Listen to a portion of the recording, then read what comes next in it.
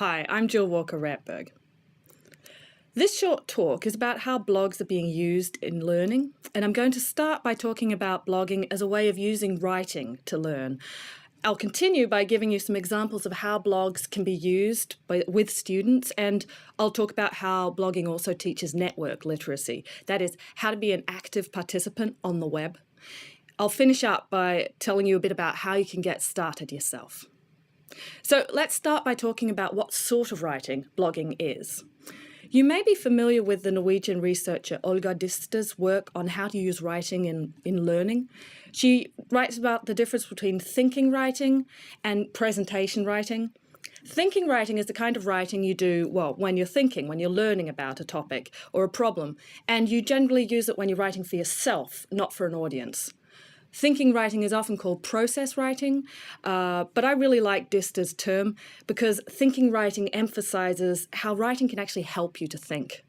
Presentation writing is the kind of writing you use when you're writing to communicate something, when you want an audience to read what you're writing. Blogging combines aspects of thinking writing with aspects of presentation writing, and it also adds in conversation. In a personal blog, each post is usually written quickly and you publish each post immediately. Rather than drafting and revising your writing as you would do with traditional writing, you tend to publish more frequently and with less perfectionism. You blog your immediate impressions, or you blog your experiences, you blog a response to a discussion you've been reading, to other blog posts perhaps. And so it's an immediate response to something. It's very close to thinking writing, as Olga Dister talks about. However, at the same time, you're aware of an audience, and so it also has an element of presentation writing in it. So you write out, because you're aware of this audience, you write out your thoughts a bit more clearly than you would if you're just scribbling in a notebook to yourself. Most blogs aren't read by a lot of people. Most blogs probably only have a dozen readers, maybe 24, maybe a few hundred. A very few blogs have hundreds of thousands of readers, but your blog probably won't. That's okay though. You might have heard that expression, Andy Warhol's expression, everybody gets 15 minutes of fame. Well, on the internet, they've changed that expression. On the internet, everybody is famous to 15 people. And you know what? That can be just fine. 15 people is a pretty good size for a learning group. Because blogging isn't about being read by as many people as possible. It's about actually participating in a conversation with people who care about the topic that you're writing about.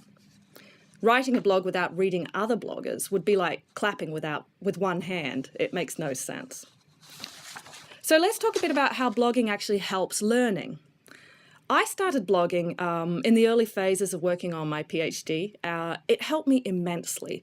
I quickly found out that writing every day was really helping me become more confident about my research, and I was developing a clearer voice of my own as well. And that increased confidence carried into my dissertation writing. Now, that's not so different from writing a learning blog, you might say, but the difference was that my blog was public. I was actually writing to an audience, and I was networking with other researchers, other people I'd met at conferences who were working on the same topics as me. Many of my fellow bloggers were PhD students as well, and so we also had some support through the difficult process of actually finishing a PhD. And that blogging network was at least as important to me in my research as the local colleagues that I had in my department. Many webloggers have had similar experiences. Rebecca Blood was one of the first and one of the most prolific bloggers. She still has an active blog, Rebecca's Pocket.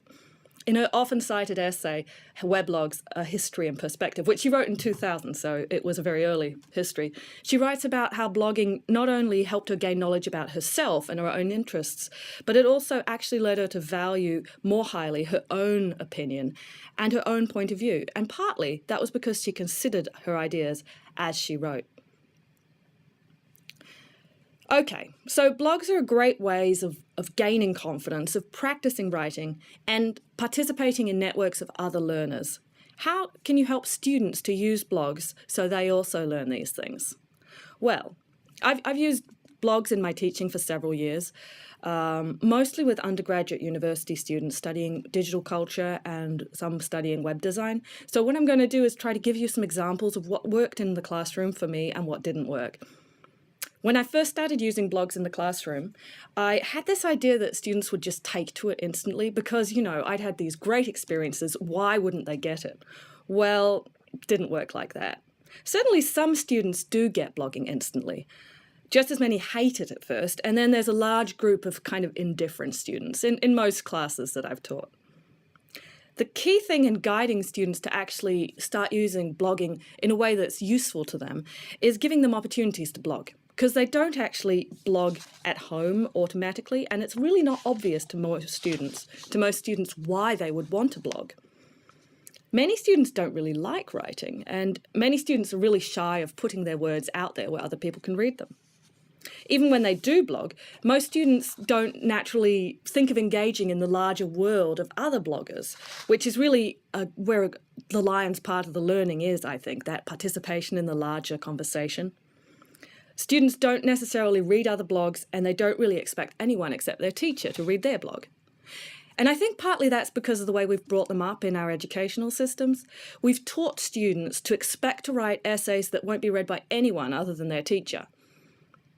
Sometimes the realization that their writing actually matters to someone outside of the classroom can be a wonderful learning moment for a student. So when I started blogging, I sort of gave them assignments, expected them to blog at home, and it didn't work at all. So I started giving them assignments to write in the classroom. Now, I was really fortunate because we had, mostly when I've taught, we've had a classroom with computers in it. And so we've been able to do the writing right there in the classroom. And that is certainly when it has worked the best for me. You can give them assignments to do right after class, and if you're really good about following up on that, it can still work, but it's certainly easier if you have computers in the classroom. So here are some of the things that I did that actually worked. For instance, this is a simple one. The last 10 minutes of the class, you ask students to sit down and write down the most important thing that they learned that day. Just write it fast in their blog and publish it straight away. And then, of course, after class, I would need to go and read some of those blog posts and actually perhaps write my own blog posts commenting on them. I'd also give students sometimes a few minutes just to Google a term that was unfamiliar, a new term we were discussing, and then to post a link to their blog of the best description they'd found of the term. So that's helping them learn to research things, because part of blogging that's really important is actually going and finding sources and providing links. I also really wanted them to interact with each other's writing. So sometimes I would ask them in class to read another student's recent posts and to leave comments on them. Or perhaps to write a post discussing several other students' posts and provide links to the other students' posts. So that's part of getting the conversation between students going. Often I'd ask them to discuss questions or assignments in groups, and then to write a brief post about their thoughts from the group discussion in the weblog. And sometimes those posts would then be reused later in the semester. We'd revise them and develop them into longer essays. So those in-class assignments were designed to foster really strong individual writing, but also the solid network discussion between students.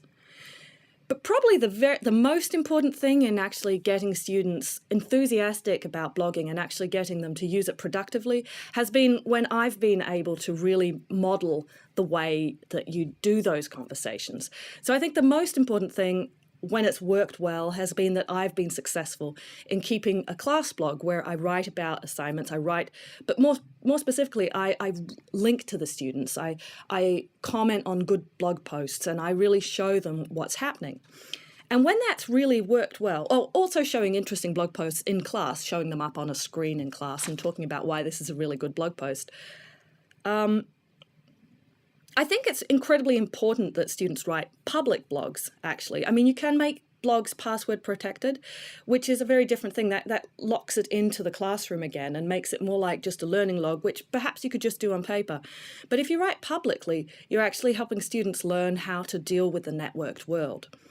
If students link to other blogs outside of the classroom, then the people they log to will be able to see their links, because you can see who links to your blogs because of something called trackbacks, which is built into a lot of blogging systems and just shows people who've linked to you.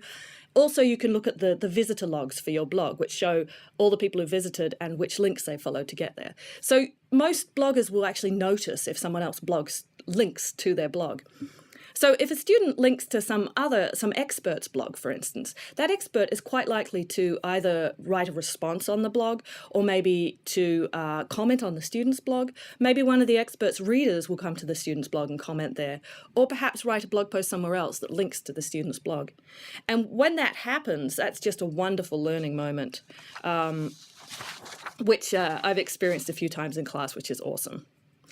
The other thing that happens when students start reading each other's blogs and actually becoming part of a conversation is that they start, well, as Rebecca Blood said, they start valuing their own opinions, and they start realizing they have something to give the learning community beyond the assignments that the teacher gives them.